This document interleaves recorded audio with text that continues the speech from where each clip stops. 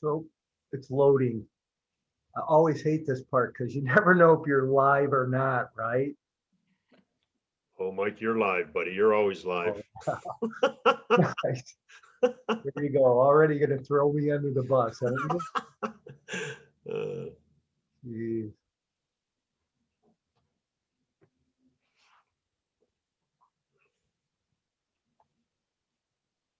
Wow, talk about slow today. Where I am, that's the whole country motto, go slow. So you're good in my world. Oh, you're good then. That's Yeah, okay. sounds like fun, actually. Yeah.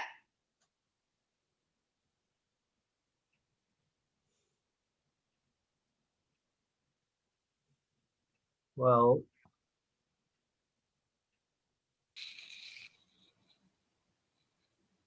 You know, Mike, while we're waiting here, should we have everybody put their contact information in the chat, maybe? Would that be a Yeah. good thing to do? that'd be a good idea. Yeah, so if you all want to do that, that might be good.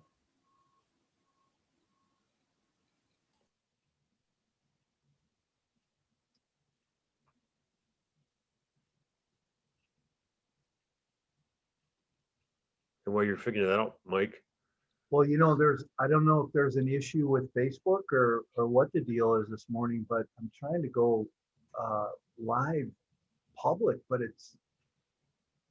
seems to not be letting me. Can anybody check on Facebook?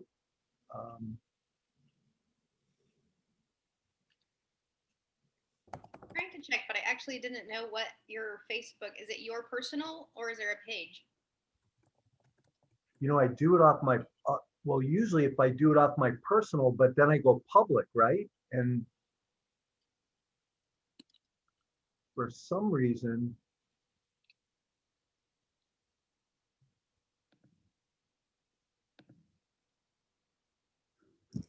it's still preparing. That's what the issue is, and I don't know why.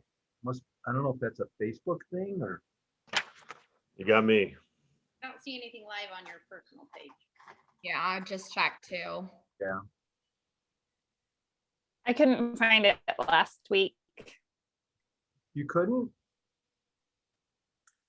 Julie, you got in, didn't you? I couldn't. I searched for it. I got on through the Zoom link, but I couldn't find it on Facebook. Huh. It's interesting.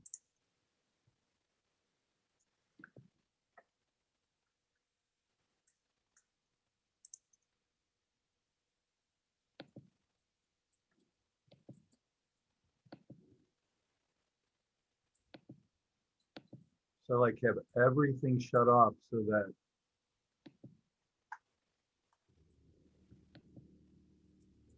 I can understand.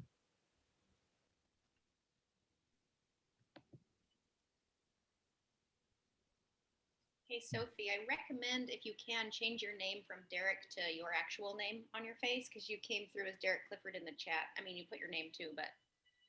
Yeah, how do I do that? On your face, the little 3 dots in the top right corner. Okay. I think it's rename. Oh, it says rename. Yeah. Okay. Thank you. Yeah, he forwarded me the link. So awesome.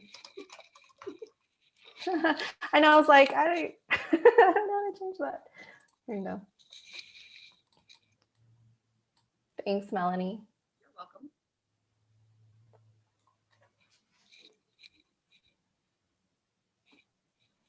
And Sophie, you have a 512. That's Texas too, isn't it? Yeah, I went. I still have my same number from when I lived in Austin. Oh, cool. I went to high school and college there. Because Megan's in Dallas. Oh, nice. Talk about an expensive market, Austin, Texas, right now. Oh my gosh. Had I known when I was like a teenager, I don't think I would have gone to college. Like my family, I watched my family invest there, and they, had they bought a multifamily down there, they would have been set. I love Austin. Did you Yeah. go to school in Austin? Is that where you went? Yeah, I went to UT. I heard like 80% of the people that go there stay there. Like they go to college here and they never leave Austin, or like some huge percentage. I was planning on going back, but I ended up, I went to grad school in Seattle, and then I ended up getting a residency in the Bay Area. And so we're Yeah. just kind of here by accident. So we're still figuring out where we're going to settle. Small world. I lived in the Bay Area for about 3 or 4 years, right in Oh, the nice. marina. What part? Right in the marina. Oh, awesome. Yeah. Gorgeous. Yeah, it's nice. Oh, Well, guys, I don't know what the issue is here this morning. Try one more time.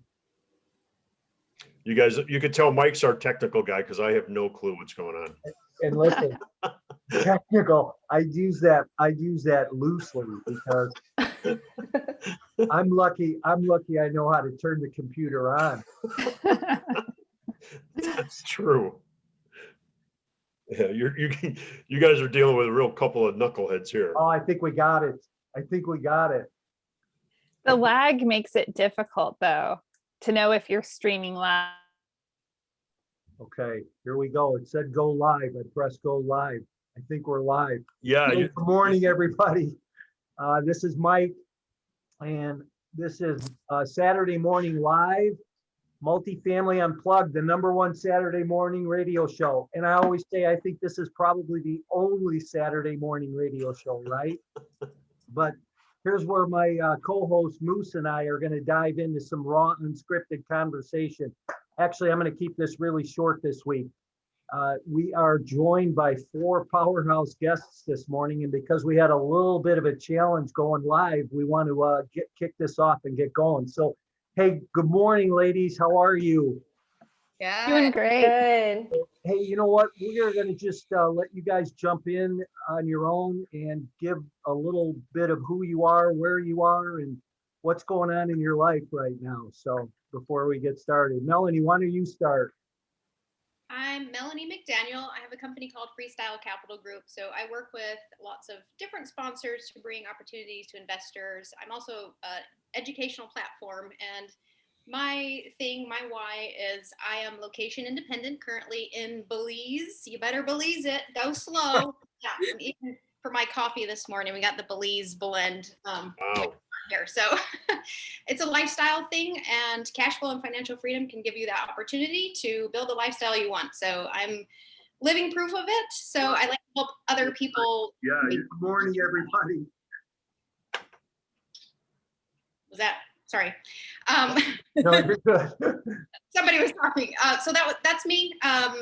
Yeah, happy to connect with anybody. My information's in the chat. Great, great. Thanks for being here. Glad you're here. Hey, what time is it there, by the way? Central Time, 10:08. Oh, okay. So we're on the same time. Yeah, Belize is awesome because Dallas flight was like just over 2 hours round trip. Nice. Easy. Hey, Megan, good morning. Morning. So my name is Megan Hillis. I'm the co-founder of Brim Group. My role specifically is to find us value add assets in A to A+ locations. We're very heavy in the Texas market. Absolutely love it. I would say the whole Southeast we're really big on. Outside of that, I am newly engaged and I have 2 dogs. That pretty much sums up my life. Nice, good for you. Well, I'm glad you're here this morning. Morning, Sophie. Good morning, everyone. So my name is Sophie Lauren Clifford, and my husband and I run a company called Elevate Equity. And so I, in full transparency, I have a full-time medical practice that I run and operate, and I help my husband on the side with his company. And so I do a lot of the lead generation, marketing, system processes, investor relations, and trying to meld the two because I have, I'm finding that I have a lot of high net worth type of patients. And so really learning how to capital raise and just blend the 2 worlds together. So currently we have a portfolio of 35 units in Indy. Half of them are single family, and we're under contract for another 36. My name is Megan Hillis. I'm the blend the 2 worlds together. So currently we have a portfolio of 35 units in Indy. Half of them are single family. And we're I'm hearing myself. Mike, I think you got to mute something. I think No. someone's. I think there, I think I have it off now. Okay. But I hear, listen, I hear voices all the time. So, Sophie, were you done? Yeah, I just saying that we just came back from Indy. We're under contract for another 36 units, and just learning the ropes. So I feel like I'm kind of a newbie here. I've always been behind the scenes, and now it's nice to really get into the arena with everyone. Yeah, but what's really cool is when we talk about, leadership and entrepreneurial, being an entrepreneur this morning, I think that you're going to have a lot to add to that conversation. So I'm glad you're here. Good morning. Hey, Julie, how are you?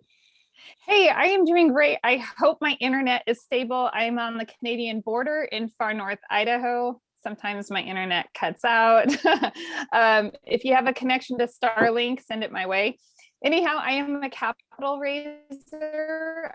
I have a background in education, teaching in the public school as well. So I really marry the two between real estate, educating people on, how to develop passive income streams and how to jump into multifamily. A lot of people think it's scary and they don't know how to take those steps. And so I take it into bite-sized steps. I also run a podcast, Ask Me How I Know, and it's turning 1 with nearly 100 episodes next month. Wow. That's awesome. 100 episodes. I know I'm like 40 in on one of mine, and I think that Carl and I are about 30 in on this, but 100. I saw somebody else this week who hit 100. I thought that was kind of neat. But hey, listen, a couple housekeeping things, everybody. So if you are just joining us, we got going a little bit late this morning. We apologize for that. But go wake somebody up, get them coffee, let them know that we're on, we're live, we're on Facebook, or they can join in on Zoom. It's going to be an exciting morning. We'll cover some headlines and talk to these 4 ladies about real estate and multifamily and being a leader and an entrepreneur. Go like us on social media, would you please? Facebook, YouTube, LinkedIn, Twitter, Instagram, Spotify. Find us under My Core Intentions and Multifamily Unplugged. And make sure, most importantly, if you have questions, if you're on Facebook Live, go to the chat, put some questions in for us. If you are on Zoom, feel free to put some questions in the chat. And people are just pouring on this morning, so that's nice. Well, welcome, you guys. I'm excited. And, there was a little comment this morning that I just really need to bring up. Somebody about putting their foot in their mouth. And, I have to say, Carl will testify that I do that all the time on the show on Saturday morning. So anybody that feels that that's going to happen will be right at home. Yeah, but Mike, it's okay, Mike. It's all right. It's all right. Yeah, thanks, Carl. I appreciate the assurance. Well, why don't you kick it off? I know you have some questions. Yeah, so no, I'm really excited about this conversation as well. And, for our guests to know, a lot of folks that join us, we get people from across the spectrum, people that are just thinking about getting into multifamily, from people that are, that maybe own a few units to people that are, syndicators and more sophisticated, like Mike. I've known Mike for a long, long time. And, I tell people all the time, he's probably forgotten more than most people have learned yet. So we really have a wide spectrum of people that listen to this show. So, I'm very curious and very interested about hearing, your perspectives of how you got started and some of the things and maybe some advice that you can give, for people that are getting started, or, they may own a couple of buildings, but they want to take their game to the next level. So, and Sophie, I know a little bit about your story because you were on our show, you and Derek were on our show. And I think it's great, that you're a husband and wife team. You have different aspects that you bring, and different things that you bring to the table. And that his family had no experience in real estate, and you come from a family that had experience in real estate. So, in general, I'm curious to hear from all of you about how you got started and what you've maybe learned early on that you can share with our audience. Yeah. I'll go right off and say I got started actually from an educational program. Melanie, I know that you were actually talking about how you do that as well. So I've always been a cheap person, still am to this day. If I spend, $20 at Chick-fil-A, I'm like, dang it, Megan, you should have went to the store and brought groceries. It's just who I am. I saw a Facebook ad for like a free program, ended up signing that, went to like the next level. You pay like $1,000, signed up for that. And then I ended up paying 40 grand for a mentorship program. And for someone like me who's always been very cautious, that was definitely a big leap of faith there. But I would say it was the best thing I've ever done. My mentor actually GPs on pretty much every deal that I do. We have a very, close relationship. So I would say, that's where my career really started, where I got to do deals actually directly with my mentor and learn throughout the process. So that's how I definitely got started. Yeah, no, I'm glad you brought that up because, I've invested, I can't even count how much money. It's hundreds of thousands of dollars in my own training and experience. And I know Mike is big on that too. So thank you for sharing that. That's awesome. And, we always tell people, you can, try to do something yourself, and spend time to save money, or you can spend money and save time. And we all know which one's more valuable, right? Money or time. Time is far more valuable than money. So that's awesome. And I didn't know that about you, but it's good to know. I'm going to piggyback on that and say in our country, like culturally, we value these college diplomas and we'll throw all this money into college degrees that don't even advance us in our careers, but we'll throw the money at that. And then we hesitate. We're skeptical of throwing these money at these programs like, oh, why would I put 20, 40 grand? Just like Megan, I just took the leap. I did a lot of front loading, and I would recommend that to anyone getting in. Make sure it's something that you're dedicated to. So I would do that with myself. I always test my level of dedication. And am I frozen? No. Okay, I was like looking at you guys. I'm like, wait, am I frozen? North Idaho internet. But do a lot of. I listened to a ton of podcasts. I read a few books that are just helped me out. Mike, your book is fantastic. If people don't have it, they should go and download it. And then take that leap. Find the right kind of mentorship program that fits who you are as a person, so that it needs to be complementary, and then take the plunge, dump the money into it, because you'll collapse your timelines. And that's what matters. Time is of the essence, and you don't get time back. Yeah, that's awesome. And you are so true about that. Don't get time back. And I'm still hung up on the Megan comment though, about the $20 on Chick-fil-A and the 40 grand on the mentorship program, because I keep thinking, God, my programs are way too cheap. I need to maybe raise the price and I'll get more students. So go ahead. I'm sorry, Melanie. I didn't mean to cut you off. Oh, here, wait, I do have one more comment though. So back to the foot in your mouth thing. This morning I'm looking on Facebook Marketplace, and there's an ad that says for rent, for sale. I was like, that doesn't make any sense. How that's so confusing. But I think that we wind up doing that in our own space. Is we confuse messages that we're trying to make or say to people, and then it just makes everybody kind of goofy. But anyhow, I just thought I'd throw that out there. So Melanie, how about you? How did you get involved? So it started with reading Rich Dad Poor Dad at like 35 back in 2015. I think you can probably, maybe the math, I might be off a year or two, but whatever.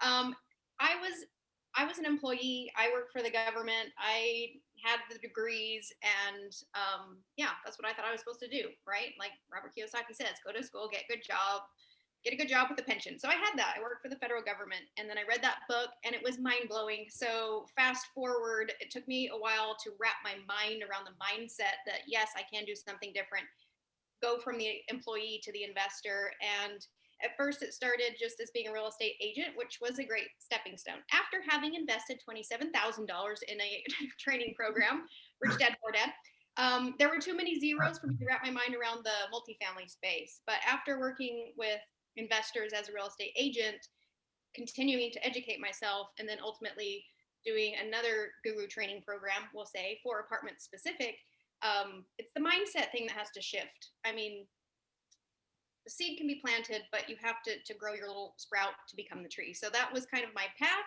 And now I'm all in because I'm completely believe in the asset as one of the best wealth building tools. And I know that I can do it. So that's how I ended up where I am. I found the capital raising piece, the education piece to be something that I enjoy the most. So I just partner with the best operators, the best acquisitions people, and then bring the investors to them.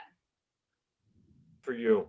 Yeah, that's awesome. You know, I got started, I actually got my broker's license because I was buying a condo way back when, and I didn't want to pay a commission to somebody else. And then I was a banker at the time, and I was doing multifamily mortgages, and so I've always been a multifamily guy from the get-go. And you know, I was always of the opinion, if I'm going to buy, you know, if I'm going to have 10 units, I want it under one roof with one address and one boiler and, you know, one driveway or, you know, whatever. And so from that perspective, it's just, I've always been multifamily. And, you know, I mean, the other thing that I love about real estate in general is, you know, there's no barriers to entry. You can enter in so many different spots, and there's so many different angles, and nobody cares about what your background is or where you went to college or any of that stuff. If you can close the deal and perfect the contract, that's all that matters. So it's really, and multifamily is just, you know, people are always going to need a place to live. And so it's just a great area of the market. So, and then Sophie, I know your story, Mike knows your story, but why don't you share it with everybody else so they can get a feel for who you are? Yeah, absolutely. Yeah. And Carl, you have such a great memory about when you said, you know, about my family. So I'm really impressed with that. Thank you. So I grew up watching my family invest, and we're refugees from Cambodia. And so no education, like you said, you know, there's really no barriers to entry with real estate investing overall. So they eventually, you know, worked their way up, and they were able to pick up duplexes in Austin. And I remember, you know, ripping out carpets, painting over vents, and taking out the trash. So when I did go to, when I went to grad school in Seattle, you know, they helped me think out of the box. They said, hey, why don't you get a condo and live in there for the 4 or 5 years you're going to be there. And then when you graduate, you can sell it and then pay off your student loans. So that was a great plan. I bought it June 2008. So the plan was good. The timing was not. So a few years later, it was underwater. And right about the time I graduated, I was like, oh my God, I'm gonna have to write a check to walk away from this investment. And at that time I had already secured a residency in the Bay Area. So again, thinking out of the box, I was like, this is, you know, I'm just gonna rent it to students. And we ended up getting just the most amazing first year students and managed it out of state. And so it was sort of trial by fire, and that it just made me realize that, you know, anything's possible with real estate. And they were paying our mortgage, our HOAs.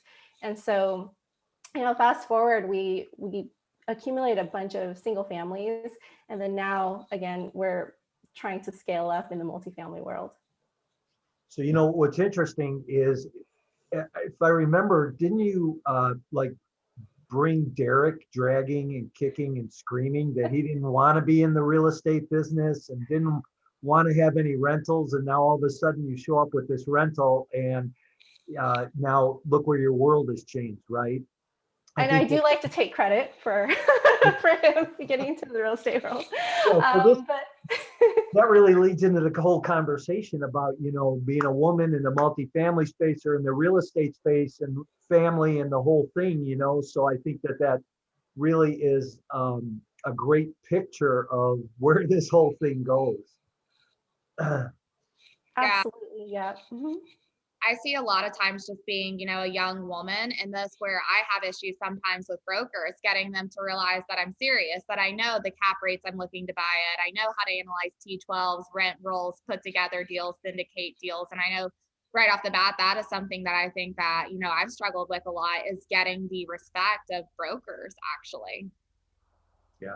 You know, but I think you just kind of alluded to it, that once you know the language, and you can speak that language, all of a sudden their whole attitude changes, right? And everything is different. So that's good though. Yeah. You know, I'll tell you, I'm formerly married. My ex-wife, she was the go-getter. She was the one that would find the deals and everything else. And I was more the operations guy. We ended up buying about 22 buildings together, but Yeah, I mean, and we're still very good friends to this day, and all that stuff. But she struggled with the same thing. She would walk in a room and people they would treat her differently until she sat down and opened up the books, and they were like, holy moly, this woman really knows her stuff, and I would sometimes I'd look and laugh. I'm like, yeah, you guys don't know who you're dealing with here. You know what I mean? And she was really great about it. But yeah, for sure. I mean, it's, I don't have to deal with that. And sometimes I'm not sure how sometimes people do deal with that, because I don't think it's fair. I think people should be judged, especially in the real estate business and banking business, on what they bring to the table, not not the style of clothes they wear or anything of that nature. Yeah, age, I don't think age matters, right? It's never been in my book. It's never been something that I've ever worried about. And I think it's all becomes mindset. I actually have a couple of coaching clients that are early 20s, and it's like, you guys can do anything. And if you kind of watch the progression, as soon as you build a little bit of confidence, and look what's happened to you, Megan, with what you've acquired and where you guys are under contract and that. So. Yeah. And Julie, you raise capital, right? Is that correct? Are you in the capital end of it? I am. I have so many comments where I'm like, oh my gosh, I got to speak to that and to that and to that. So can I go back real fast? Because Sure. Sophie and I have really similar stories of, I was just like, oh my gosh, we have like some very similar paths on our journey.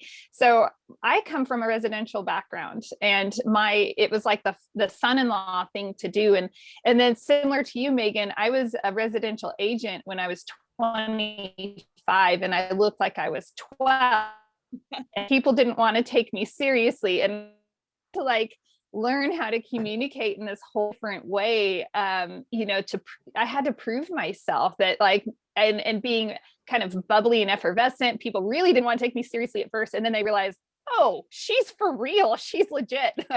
And she's kicking butt. So but I had to prove myself. There's a vetting process for sure. But my husband is actually in real estate also. And it's just like, he followed my family's path into real estate. And we had the single family managed properties from 1,000 miles away. And that was a fun process. So if somebody's out there listening, and you're wondering where you want to invest, and you're trying to figure that component out. I was talking to an investor earlier this week and encouraging that investor, you don't have to invest right where you live. Like, I'm not investing in far north Idaho on the Canadian border. It just doesn't make sense. So, right, live where you want to live, invest where it makes sense, and don't be afraid to invest, because the reality is that one, if you're investing in multifamily, you're not going to be picking up you're not going to be driving over and fixing the plumbing, right? It's a business. You're running a business. And if you're investing in single family, good for you, but move up family. But if you're in single family, you're not going to drive over and fix the plumbing. More than likely, you're going to pick up a phone. So that whole investing somewhere else, there's not a barrier for that. So don't be afraid of the whole world is open for you so that you can get the very best investment. I agree with that. When I look back at my Totally not what you were asking, but Oh no, that's okay. That's great. when I look back at my portfolio, I had a big footprint in Dallas, a big footprint in Northern Alabama, the Ohio Valley, and I live in Chicago, right? I bought one deal. My first deal was in Chicago, and I realized I can't make any money here. So I had to go to other markets, and by going to other markets, plus I like to golf a little longer in the season, so it's warmer in those places, except recently when you guys got some snow. Hey, Melanie, do you own anything in Belize? No, I don't. Are you going to while you're there? I don't think so. I know Robert Helms with the real estate guys, they own a hotel over in Ambergris. My friend owns this hotel that I'm staying in now. He's an American, but no, not at the moment. I will eventually invest internationally. I kind of like the idea of owning either like food instead of lodging when it comes to international, like an avocado grove, a coffee farm. That sounds more exciting. A teak farm in Panama. So I'm still in my research phase of what I would do overseas, but yeah. What is the real estate market like there? in Belize. Yeah, do you know? I don't know a ton, but I do know that there are a lot of foreigners here. I know the Chinese is coming. They're building hotels. I'm on a very small key here. It's called Key Kalker. And yeah, China has come, Chinese investors have come and bought up. They have grocery stores, they have restaurants, they have hotels. And then there are some Americans, and then the Belize, of course, they try to participate. But my friend struggles a lot with the government here and taxes in the US. There's no forgiveness. There's no COVID forgiveness for international investments. So taxes, you know, he lost income this year because he hasn't really had anybody since March, and he's still paying taxes. And I don't know enough about it to get too excited about it, is my point. Yeah. Interesting. So how long have you been in the business? For syndication, I launched my business, Freestyle Capital Group, about a year ago. I was in Thailand at the time, built it out, launched it. I was a real estate agent for 2.5 years. So really 2017 is when I went from being a law enforcement officer to being what I am now. So I can answer your question about the female side of things if you want to go that route, since I mentioned law enforcement. So women who are afraid or who are experiencing or have a bad experience with working in the space, I cannot relate to that, because I have leveraged being a female in the military, in law enforcement, and now in the commercial space where it's a man's world. I'm very comfortable here. And if someone is disrespectful, I just don't do business with them. I've got options. There are 4,000 of companies like us, private investment firms who invest in real estate. Like, I don't have to work with someone who doesn't want to work with a female or wants to disrespect me. I just don't have to. So, can I ask a quick question though? And I kind of open this up. You just made a comment that, is it really a man's world anymore? I mean, is it just like, I don't know. I guess I've never bought it. That's another one of those things I've never bought into, right? I just equality, but so don't you have as much opportunity as the next guy? Absolutely, the opportunity's there. But when I go to a conference and there's 500 people in the room, there are 20 women, I can't say it's fair. I can't say it's equal. That just, to me, is, it's obviously still a man's world. Or the women in the room, not only are there only 20, but they're wives of the guy that's there. So finding women who are key players, they're there, we're there, there's opportunity. I'm not saying there's not an opportunity. I am saying there's a lot less of us. Yeah. I think if I can just jump in real quickly, because I would like to hear from the rest of the guests, but you know, what I heard you say is you have choice, right? You have choice and you choose. And I think that's really great, you know, because a lot of people don't think they do have a choice, and they think they have to work with this bank or this banker or this realtor or whatever, this property manager. And at the end of the day, I think you do have a choice. And I totally listen. Same with me. If I'm dealing with someone, I walked away from deals because I didn't like the way the other person was treating me. You know what I mean? And I said, I don't have to deal with this, right? And so good for you. And everybody listening, I think the big message there is you have choices. So anyway. Well, speaking of choices, and this is probably a direction that I'm taking my company. I have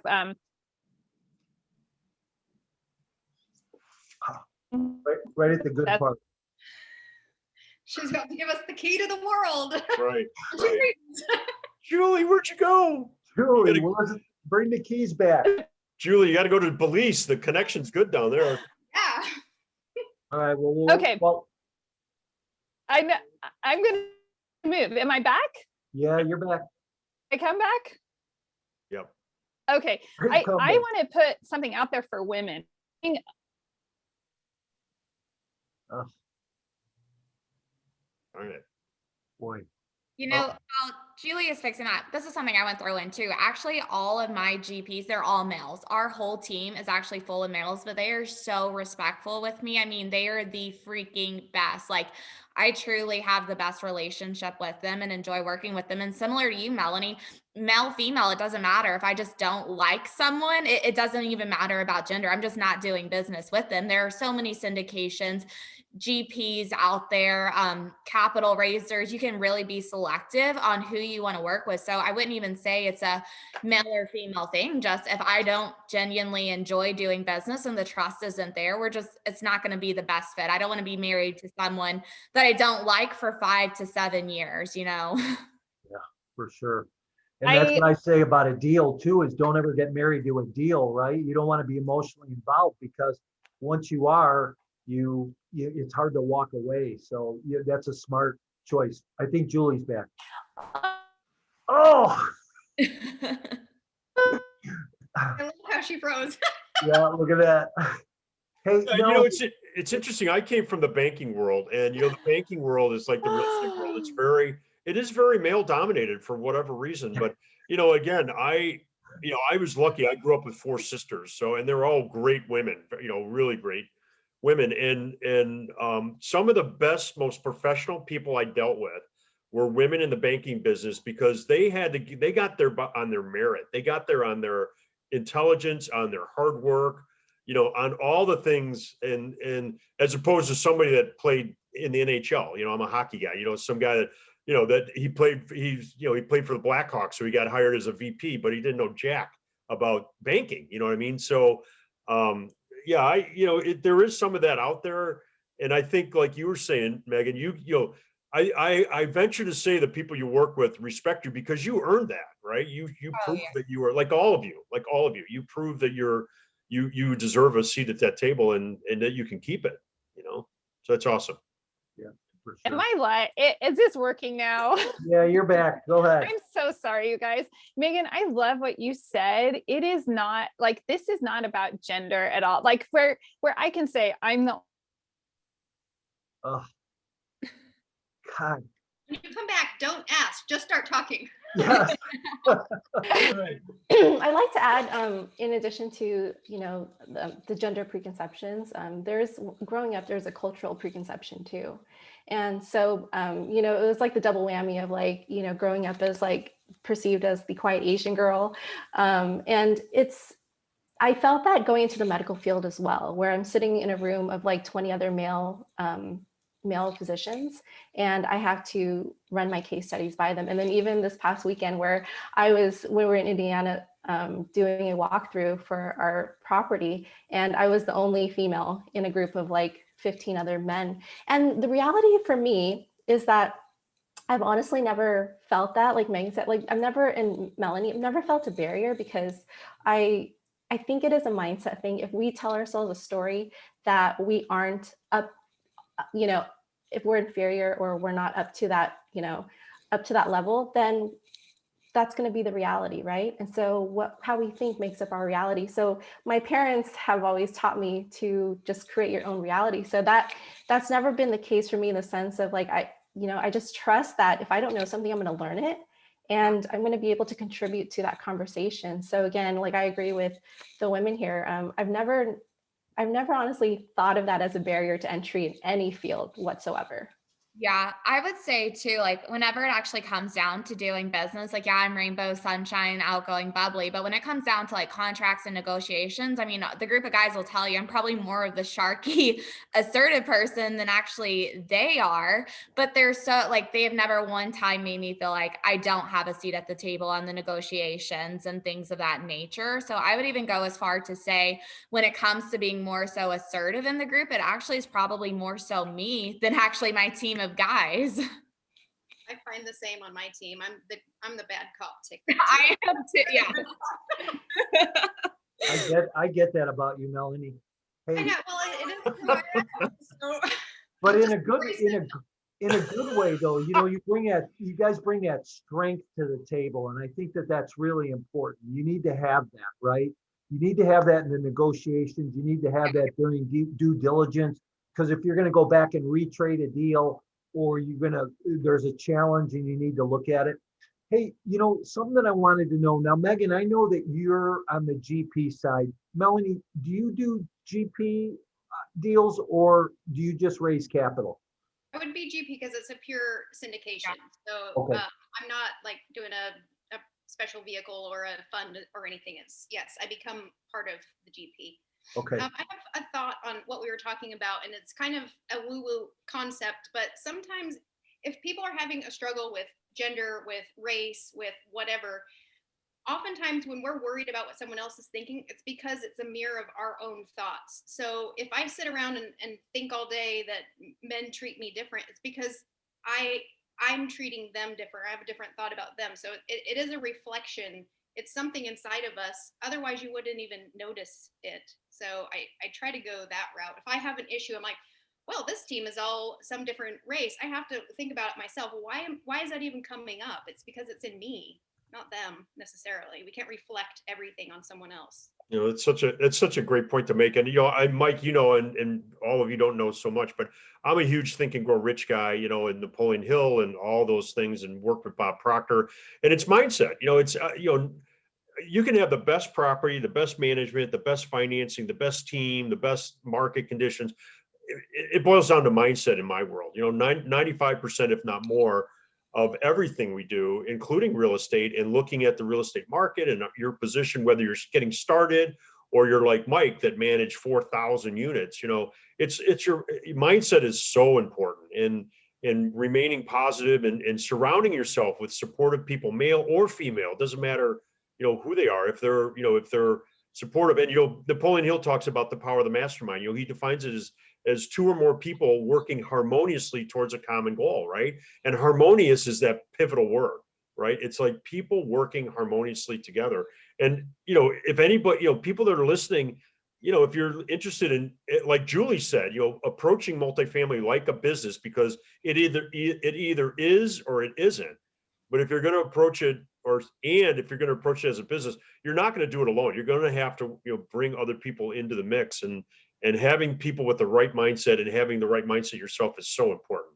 Yeah, if I could jump into, I would say, like, to anybody starting out, don't be scared to go big. Like, our first deal was, I think, like 54 units. And right now we have 412 units about to go under contract. We're got 144 units and a 440 unit deal all at the same time. I mean, it is a lot going on, but going bigger in a lot of ways is almost safer, because if you have one tenant move out, it's fine. You can recover from that a lot quicker when you're looking at 400 units versus just, one unit. So I would say too, don't always think, oh, I'm starting out, I have to, go small. You can start right out of the gate and go, hard and heavy, but you need to have a team in place. There's so much money to be made in this industry. You shouldn't have to find the deal, do the capital raise, do the asset management, do the due diligence by yourself. There's so many other people, and good quality people, that will gladly step in and help make this process feel seamless. That's so true. Hang on, Carl, 1 second. Hey, Julie, if you can hear us, maybe log off and try logging back in. I sent you a text. I don't know if you got that or not, but maybe try that, see if that helps, and hopefully you'll be able to get back and join us here. So Megan, I think I'm going to have to leave the video off, but can I speak to Megan? Yes, please. Yeah, I agree with you. The team part, it changes absolutely everything. When you collaborate and you're in your own lane and you're playing to your strength, your traction goes so much faster, and it's already a fun niche to be a part of in real estate. It's even more exciting and fun when you just get to play in your, the sandbox, the huge sandbox, but you're like, oh, these are the toys I like to play with. You get to just enjoy what you're doing, and you don't have that nagging of, oh, I got to go take care of that. It's powerful. If you don't mind, I really want to speak to that woman component, because this is like a burning of mine, and that is that this isn't a male female.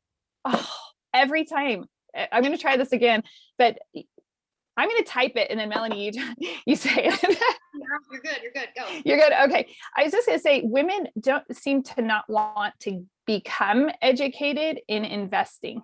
And that's my call to all women. And my challenge to women is this isn't a male dominated space because it's only available for men. It's because a lot of women are like, oh, the investing is for the men. Oh, I'll let someone else take care of it. And they hand this over to the male figure in their life, and there are the statistics to support that. And so my charge to all women out there is step up.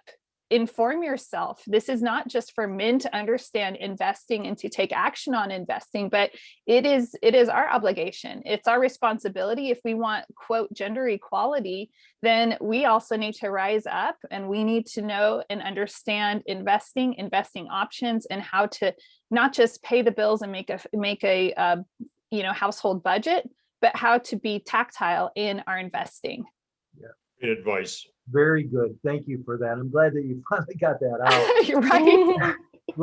I just want a big shout out this morning to Karen and Joseph and Celine and Trevor and Erica. And if I miss anybody, I'm sorry, but I'm glad you guys are here this morning. I hope that you're getting a lot out of this and enjoying this show, because there's been some really great conversations. So, and if anybody has any questions for any of our guests, on Zoom, put it in there, because we'd be more than happy to throw a question at them. Right. So I'd like to say one thing. I can be confrontational, but I don't like to be. Like, I don't want to have to do that. So I think women, I've seen this sometimes to get their foot in the door, to get feeling like they're one of the guys, they kind of overcompensate. And I don't think that's necessary. I think for women, just be who you are and stand your ground. And if you need to be confrontational, fine. You need to learn how to be comfortable with that. But most of the time, I don't have to be confrontational with the men and the groups and the other women I choose to work with. I don't feel that way at all. So I wanted to clarify that, because I don't want people to think I'm just always like raw and confrontational, because I'm not.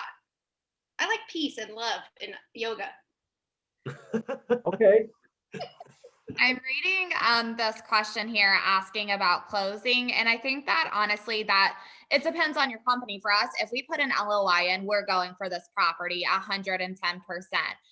We're not just putting LOIs in to waste time. So if we're awarded the PSA, we're going to close. I mean, do deals fall apart? Yes. Do sellers change their mind? When you get in the nitty gritty, sometimes things do fall apart, but I'd say, 95% of the time we're going to close on the deal. And if we don't close, there is a very good reason for it. We don't like to ever, and that'll get you such a bad reputation in the industry if you just get a lot of PSAs out there and you don't close on the deal. Hey, I just have to say this. I'm looking at a whole new social media platform for you, Melanie, with the yoga thing. No, actually, I'm going through a rebrand, and it's going to the new tagline. So Freestyle Capital Group is financial freedom, lifestyle design, but it's now going to be your passport to financial freedom, to add in the travel elements more, as I figure out who I'm speaking to, people who want financial freedom to have a lifestyle. And it doesn't have to be travel. It could be whatever. It could be more time with your kids. I just personally don't have kids or a spouse or a cat or a plant. So I'm mobile. Which you kind of are alluding to the next part of this conversation, which is about balance, right? So how do you do this with running a business, running a household, being, doing what you're doing in the marketplace? How do you keep balance in your life? Time blocking. I homeschool kids. I run my business. I help with my husband's business. I run a house. I do a lot of nonprofit work. It's all about knowing what I'm saying yes to, that it aligns with my goals and my vision, and putting it on a calendar. And I just started doing that this year, like really making sure that my time is being spent just like my money is being spent, and monitored like my money. It's a resource, and we oftentimes don't treat our time the same way we treat money, or the same way we treat our exercise regime, right? We monitor all those things really carefully. We don't monitor our time. And so if you want it, you can wear all the hats, you can be successful, and you can be balanced. Know what you're saying yes to, and know where your time is going. I would say for me, something that I do is I depend heavily on my team, actually. So we all have our roles that we play. If something's sent to me and, it's not my role, I push it back on, you know, whomever it might be, or forward it to them, whatever it is. So for me, it's really just having a team. Like, yeah, you know, I feel like we work a lot of hours, but we don't even realize it because it's so much fun. And a lot of times too, you know, just prioritizing family. I think it's easy for your family to get the rough side of you after 5 or 6, all the calls come in. So actually, you know, we try to do family time in the mornings before all those texts and phone calls start coming in. We do that. We have family breakfast. A lot of people, we try to do dinner, but everybody is available in breakfast. I love that. I'm a lot happier at 8 a.m. than 6 p.m. usually. Yes.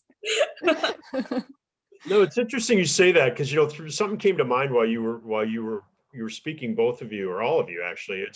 It's like time, tasks, and team, right? I mean, you know, so, you know, at the end of the day, you know, none of us can, you know, I mean, we all have 24 hours a day, right? I don't care who you are or where you are or anything. So it's really, you know, it's really about keeping track of that, like you said, you know, Julie, and also, you know, managing your tasks, right? And then, you know, if it's something that doesn't require you to do it, you know, it's like, you know, assigning it to somebody else, right? Or eliminating it if it's not necessary. So I totally agree with everything you were saying, and it's really great.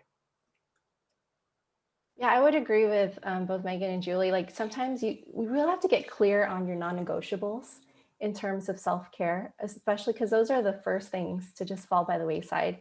Like, I mean, for me, you know, time blocking is essential. Like I know exactly what I'm doing, like every minute of the day. But I really have to make sure that, like, you know, if I'm going to get an exercise, like I have to block everything in one chunk, because the energy that it takes to switch from task to task, that's going to cost a lot throughout the day as well. And so, you know, that's one thing I can add too.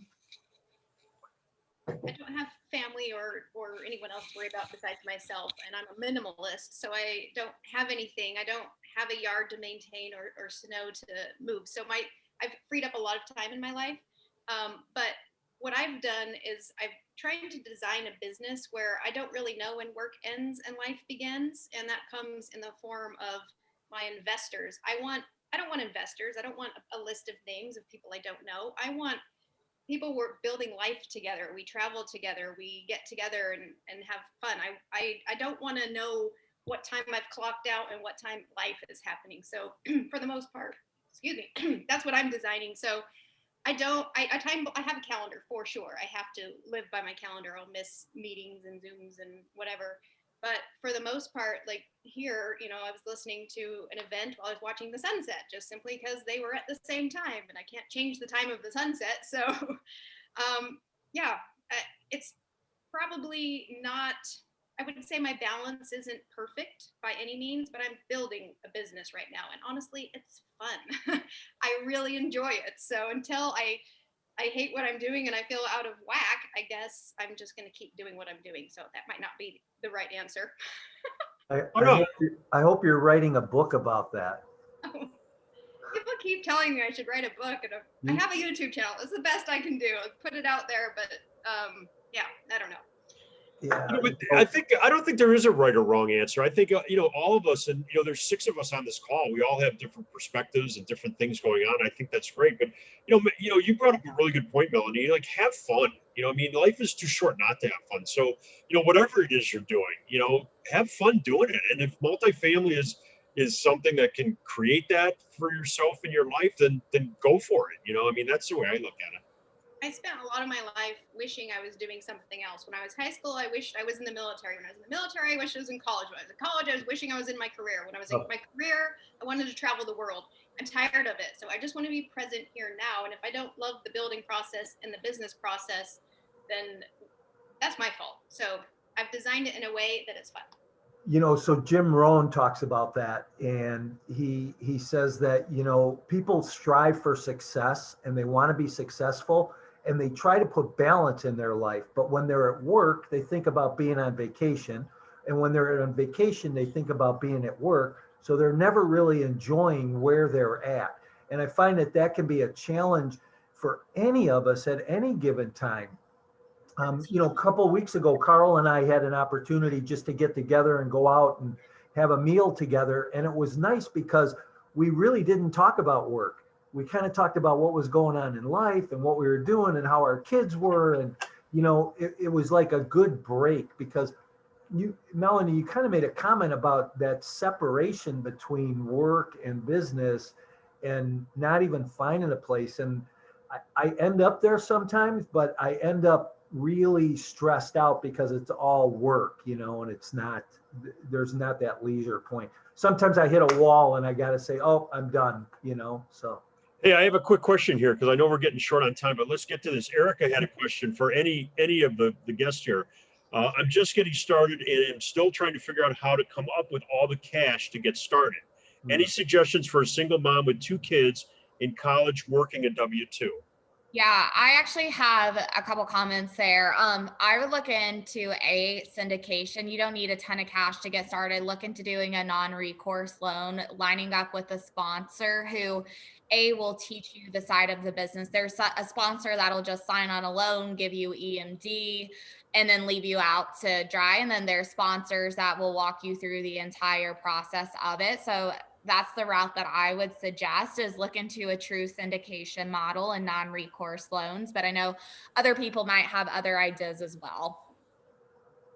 I would look into also, if you have a 401k available, you can roll those, and you don't have to roll the entire portion, but you can roll it into a qualified retirement plan. Usually people say a QRP. And that's a great way to access your funds tax-free. You don't get to, the cash flow that comes from that is not going to go into your personal checking account. You can't touch that until you're 59 and a half, but it can at least get that ball rolling. And oftentimes we have accumulated, enough money in our 401ks, to start the process of investing. Yeah, and just from my own perspective, every deal that I did, I was the gopher. I was the guy that found the deal, or the person. I was the person that found the deal, that financed the deal, that analyzed the deal, that managed the property. And every single deal I did, I didn't put a nickel of my own money in. So, and that's just one. I'm not saying that that's the way it is for everybody, but that's the way I designed it. And one of the reasons why is when I got started, I didn't have a big chunk of money. So there are definitely creative ways to do that, like Megan suggested.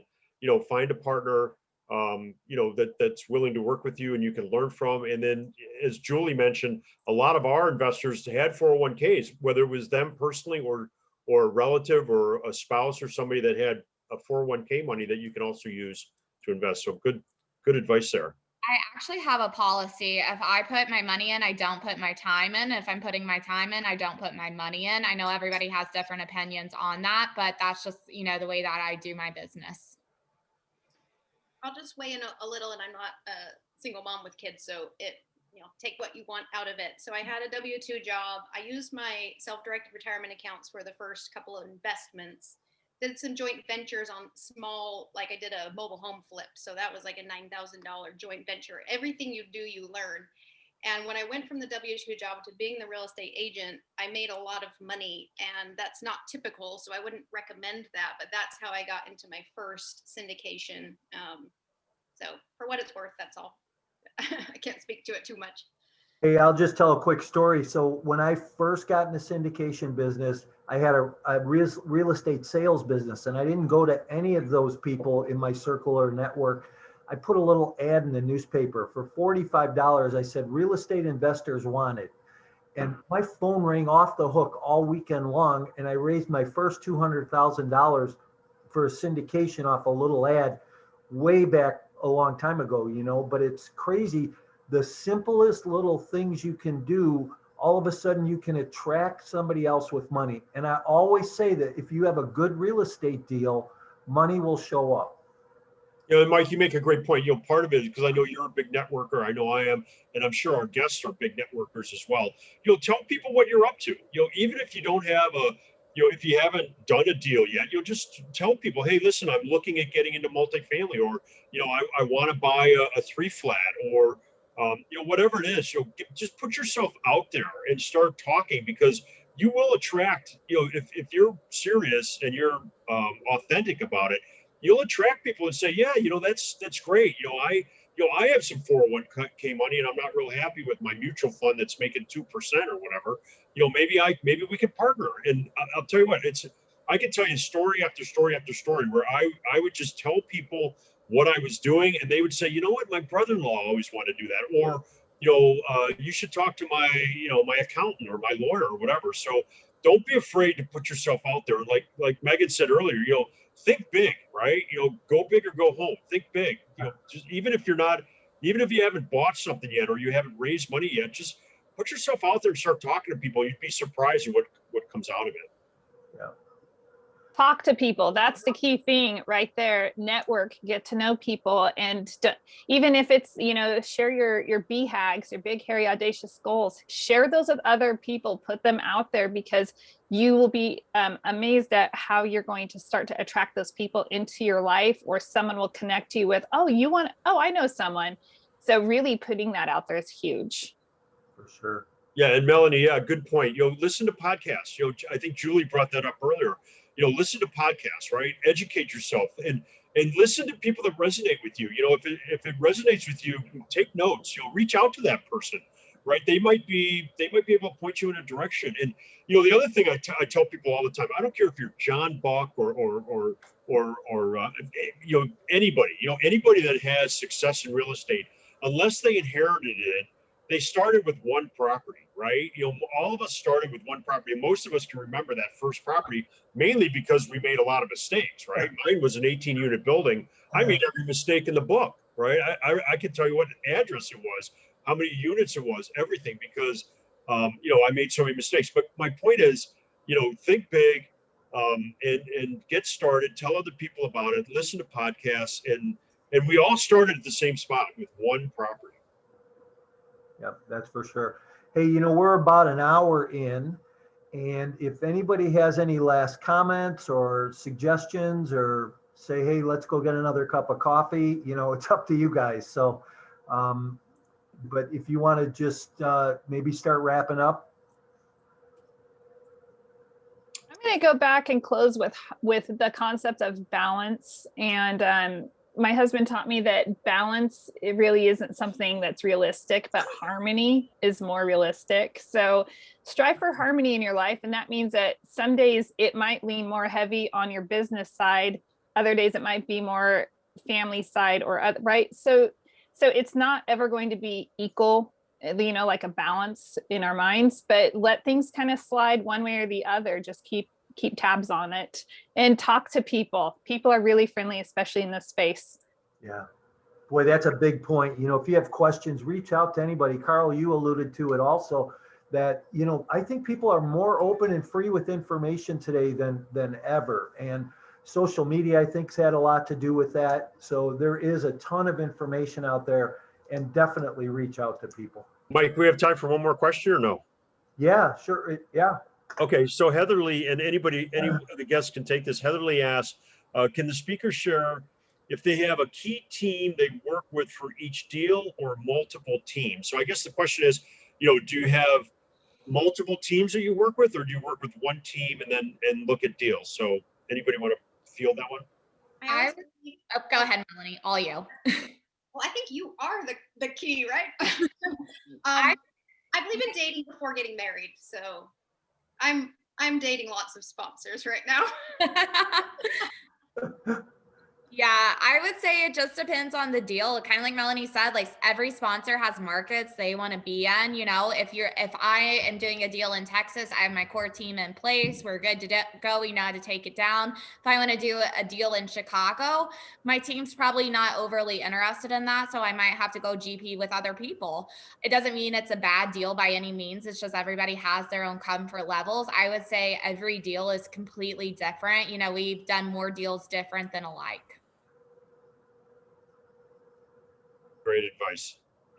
I'll chime in that I'm on the investor side of things. And like Melanie, I take capital to the deal. And so my value, so a lot of times people on the GP will kind of lean towards one or the other, the deal, or they'll lean towards the investor side. And I believe that I win all the way around if I put my investor capital in the best deal, then that deal is going to produce all sorts of beneficial results. So my investors win, the residents win, the communities win, everybody is winning. And so that's why I like to take the capital and find the capital, and then just find the right placement for that capital. Yep, our model is following what Julie said too. We're trying to, and Melanie, yeah, we're dating a lot of sponsors right now too. But for the most part, yeah, well, we're just trying to find just the right capital and place it with the right deal. Awesome. They mind aligning with the team, but I also don't want to be obligated to participate in something that I don't like how it was underwritten. Maybe they did a great deal or job on the last one, and then they send me something with different underwriting. I've seen teams where they got too big for their britches and they started giving the LPs less split, or there was a waterfall. As they grow as companies and they get a huge platform, maybe they're not as equally balanced. So I don't want to necessarily feel obligated to raise for a deal with a team I love, but I don't like a deal. So Awesome. Great answers, guys. Thank you very much for being here this morning. Appreciate every one of you and everything that you've had to say and your input. It's been kind of fun this morning. So Absolutely. Yeah. Thank you all. And I look forward to networking, with you, and just thanks for bringing your perspective. And it was fun, Mike, maybe we should do multi-guest appearances more often, because this was fun, and getting different perspectives from different people in different parts of the country, different parts of the world here, and just from different backgrounds and everything else is always great. So thank you so much for being here, guests. I really appreciate it. yeah. And Carl, what you said about guests, next week we have Carrie Light is going to be on the show. The following week will be Reed Bennett. So we've got some great guests coming up in the next couple of weeks also. So not multiple, but individual. So it'll be good. And we always deliver on Saturday morning anyhow. So yeah, you should.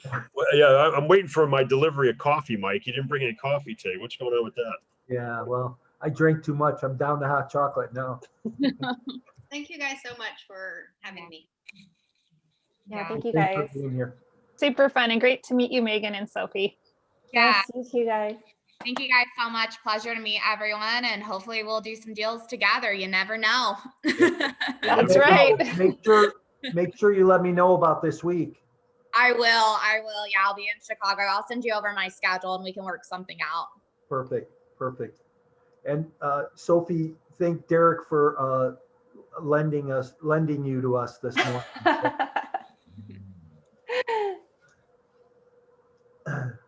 Okay, you guys, thanks so much. Thanks. Everybody have a great week. Talk to you Shine soon. on.